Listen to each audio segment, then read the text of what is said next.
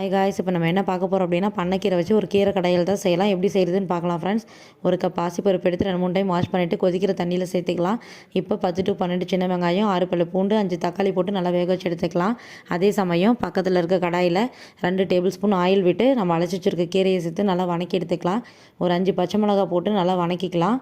பாருங்கள், எண்ணெயிலே நல்லா வெந்து வந்திருக்கும். தேவையான அளவு உப்பு சேர்த்துக்கலாம். இப்போ பாருங்கள், மசிஞ்சிருச்சு நல்லாவே.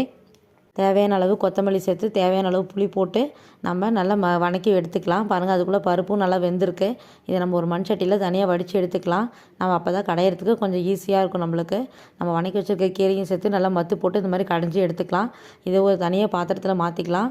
இப்போ பார்த்திங்கன்னா 2 டேபிள் ஸ்பூன் ஆயில் விட்டு வடகம் கொஞ்சம் சேர்த்து கருவேப்பிலை 4 வரமிளகாய் கிள்ளி போட்டுக்கலாம். இது வந்து தாளிப்பு வந்து ஒரு தனி டேஸ்ட்டை கொடுக்கும் நம்மளுக்கு.